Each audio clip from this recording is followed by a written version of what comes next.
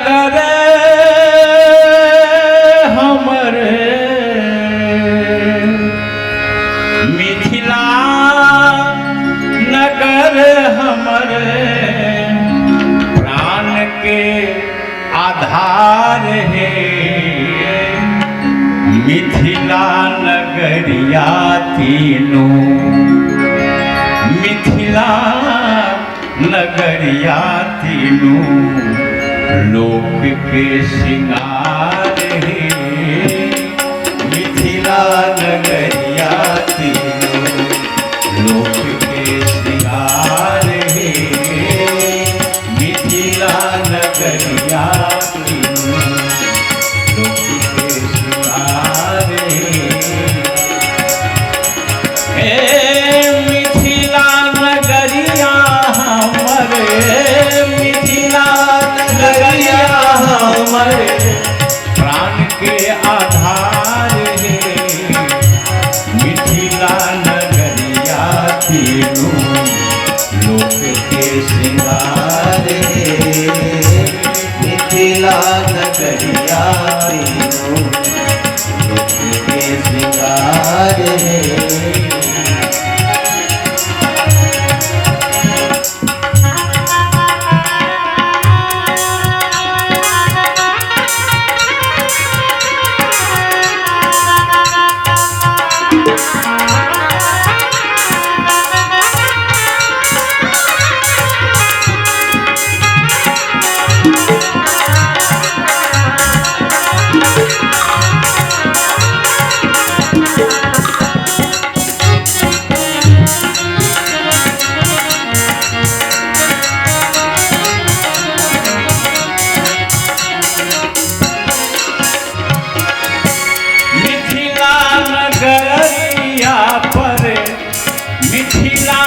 नगरिया पर जीवन बलिहार है। मिथिला नगरिया पर जीवन बलिहार है। मिथिला नगरिया के मिथिला नगरिया के लाखों नमस्कार है। मिथिला नगरिया के लाखों नमस्कार है।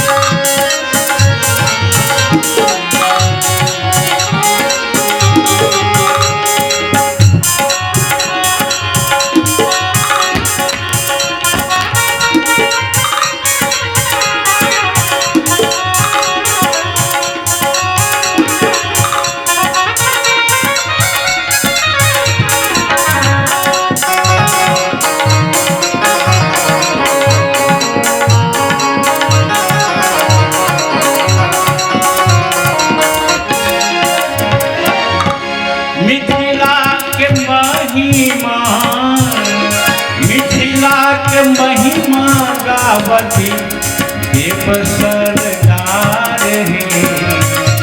मिथिला के महिमा गावती मिथिला के महिमा गावती देव सरदार है। मिथिला निवासी संत मिथिला निवासी संत रसिक उदार है।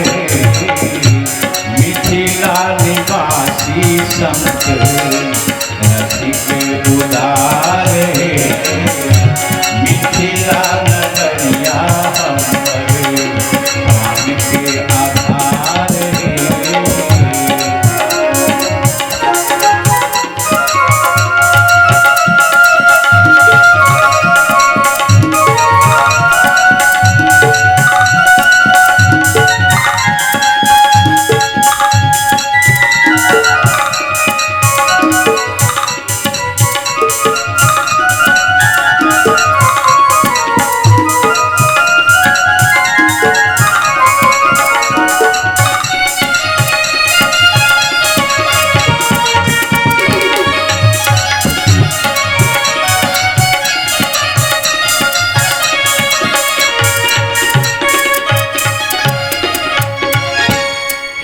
मिथिला नगर तीनों लोक के श्रृंगार गहना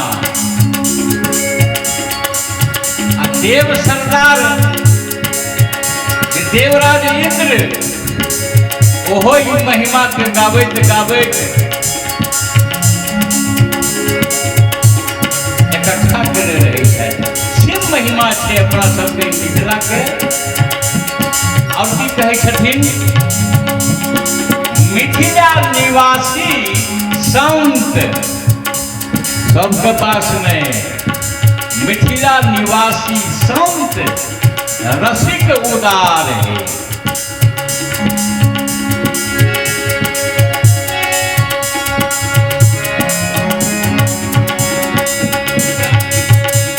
मिथिला नगर नहीं, मिथिला नगर नहीं, मिथिला नगर नहीं छोड़ती, मिथिला नगर नहीं छोड़ती दुल्हा सरकार है।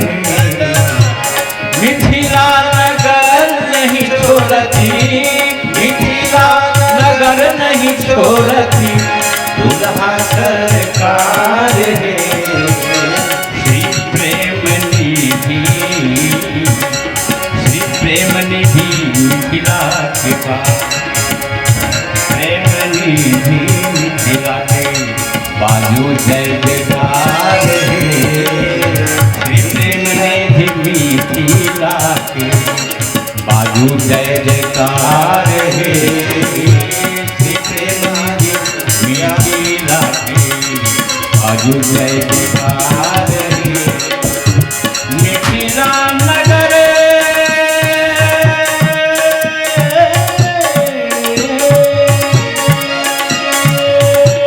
मिथिला नगरिया हमर, मिथिला नगरिया हमर प्राण के आधार है। मिथिला नगरिया तीनों लोक के